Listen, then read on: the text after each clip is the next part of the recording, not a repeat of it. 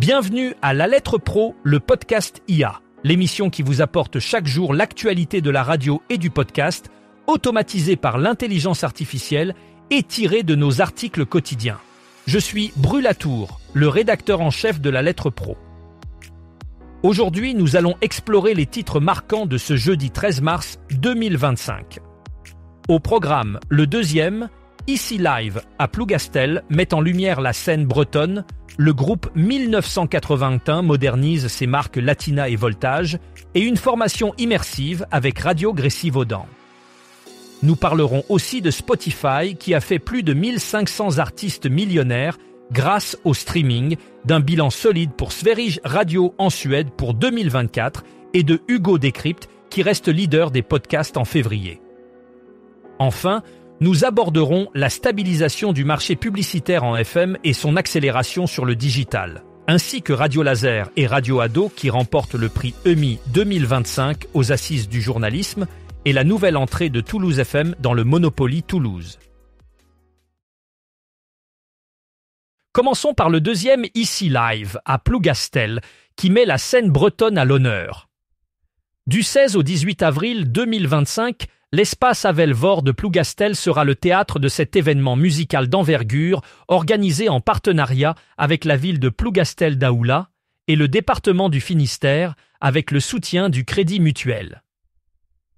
3 concerts gratuits seront offerts avec Louis Chedid, Thomas Dutronc et David Hallyday, accompagnés par des artistes bretons en première partie. Chaque soir, dès 19h, le hall de l'Avelvor accueillera des talents locaux tels que le duo Emezi, le groupe Gavini et la chanteuse Madeleine Anne. Les concerts seront accessibles uniquement sur invitation, avec une distribution de places qui débutera le 17 mars 2025. Les auditeurs de Ici Breige Isel pourront remporter leurs entrées en écoutant la radio ou en participant via le site ici.fr. L'événement bénéficie du soutien des institutions territoriales et de Radio France qui assurent une diffusion et une qualité sonore optimale. Le groupe 1981, reconnu comme le premier groupe de radio indépendant, a récemment annoncé une transformation visuelle significative pour ses marques phares Latina et Voltage. Cette initiative s'accompagne d'un nouveau slogan pour chacune de ces stations visant à renforcer leur identité et à moderniser leur image. Cette modernisation met en exergue le lien profond que ces radios entretiennent avec leur public fidèle. Latina, connue pour sa programmation musicale aux sonorités latines, et Voltage, qui se distingue par sa playlist pop-rock, bénéficie d'une refonte qui entend séduire une audience toujours plus connectée.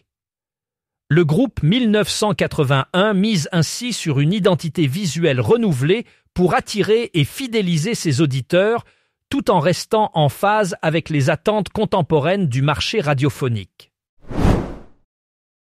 Poursuivons avec une initiative captivante de Radio Gressivaudan qui propose une formation immersive intitulée « Élaborer et animer un atelier média ». Cette formation est conçue pour doter les participants des compétences nécessaires pour concevoir et animer des ateliers pédagogiques radiophoniques. Elle se déroulera en 2 sessions, du 25 au 28 mars 2025, puis du 15 au 18 avril 2025 à Crolles. Radio Gressivaudan ouvre ses portes aux professionnels de l'éducation, du social, ainsi qu'aux salariés de radios associatives qui souhaitent développer leurs compétences en formation. Avec un total de 56 heures de formation, les participants auront l'opportunité d'enrichir leurs connaissances et d'améliorer leurs pratiques professionnelles. Cette initiative souligne l'engagement de Radio Gressivaudan à promouvoir l'éducation et l'innovation dans le domaine radiophonique. Spotify a récemment publié son rapport annuel Loud and Clear pour l'année 2024, offrant une analyse approfondie des revenus générés par les artistes grâce au streaming sur sa plateforme. Ce rapport, unique dans l'industrie musicale, met en lumière comment le modèle de streaming a permis à plus de 1500 artistes de devenir millionnaires.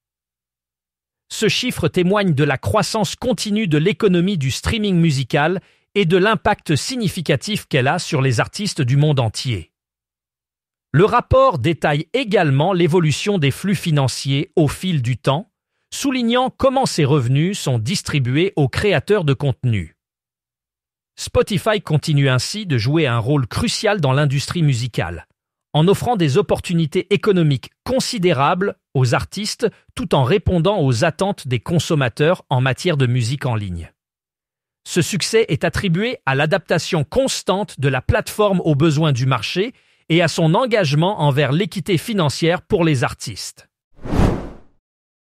En 2024, Sverige Radio a enregistré une audience hebdomadaire de 7,4 millions d'auditeurs, marquant une légère augmentation par rapport aux 7,3 millions de 2023.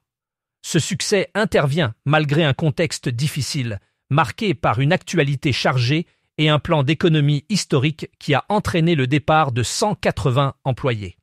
Cependant, la radio publique suédoise a su maintenir un niveau élevé de confiance auprès de son public. Cette performance souligne la résilience de Sverige Radio dans un environnement médiatique en constante évolution.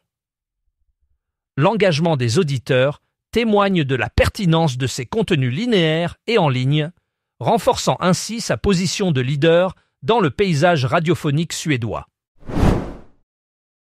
Hugo Décrypte continue de dominer le monde des podcasts en février 2025, selon le dernier rapport de l'Alliance pour les chiffres de la presse et des médias, ACPM.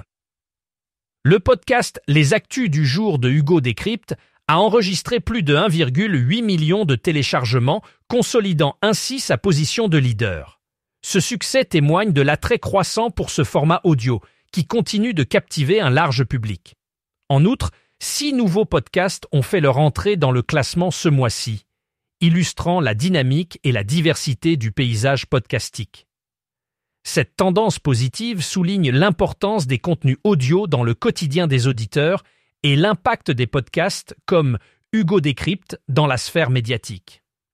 Ces chiffres confirment que les podcasts sont plus que jamais un média incontournable, offrant une alternative riche et variée aux formes de consommation traditionnelles.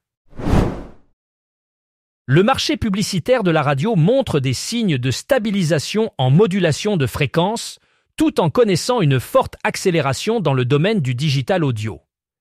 Selon l'étude Bump, menée par l'Institut de recherche et d'études publicitaires, France Pub et Kantar, les recettes publicitaires nettes de la radio ont atteint 728 millions d'euros en 2024. Cela représente une augmentation de 0,9% par rapport à 2023 et une progression notable de 1,9% par rapport à 2019. Parallèlement, le digital audio poursuit son essor avec une part de marché qui a été multipliée par 3,1 depuis 2019. Cette tendance souligne l'importance croissante du digital dans l'écosystème publicitaire, offrant de nouvelles opportunités pour les annonceurs et les diffuseurs. Radio Laser et Radio Ado ont été récompensés par le prix EMI 2025 dans la catégorie Association lors des Assises du journalisme de Tours. Ce prix honore le projet Radio Ado, dirigé par Pierre-Louis Dupré, un animateur et formateur passionné par l'éducation aux médias et à l'information. Ce projet a connu un essor notable cette année, atteignant une visibilité nationale, notamment grâce à un reportage de France Télévisions. Depuis près de 10 ans, Radio Ado offre une plateforme d'expression aux jeunes de l'Institut médico-éducatif Alouvry à Chantepie, leur permettant de développer leur esprit critique et leurs compétences médiatiques. Pierre-Louis Dupré souligne l'importance de ce travail pour lutter contre la désinformation et valoriser les jeunes en situation de handicap. Radio Laser, créé en 1992, s'engage activement dans l'éducation aux médias et a formé 120 jeunes depuis le lancement de Radio Ado, renforçant ainsi l'inclusion et l'autonomie des participants. Toulouse FM fait son entrée dans le Monopoly Toulouse. Dans une collaboration unique, Hasbro a dévoilé une nouvelle édition du célèbre jeu de société dédié à la Ville Rose, avec Toulouse FM comme partenaire. Cette version inédite du Monopoly remplace les rues par des lieux emblématiques de Toulouse, du Capitole au Stade Toulousain, en passant par Airbus et la basilique Saint-Cernin. Une nouveauté de cette édition est la présence de Toulouse FM sur le plateau de jeu, parmi les cartes rouges, et 2 cartes caisses de communauté lui sont également dédiées. Pour célébrer cette parution, Toulouse FM et sa mascotte chocolatine ont invité leurs auditeurs au centre commercial Portet pour découvrir et tester un Monopoly en version géante. Les auditeurs peuvent également gagner un exemplaire de ce jeu collector sur l'antenne de la radio. Une belle initiative qui renforce l'ancrage local de Toulouse FM dans le cœur des Toulousains. C'est tout pour aujourd'hui dans La Lettre Pro, le podcast IA. Merci de votre écoute. Pour plus de détails sur ces actualités, rendez-vous sur notre site lalettre.pro. Vous pouvez également vous abonner à notre newsletter quotidienne pour ne rien manquer de l'actualité radiophonique et podcastique. À demain pour un nouveau point sur l'actualité.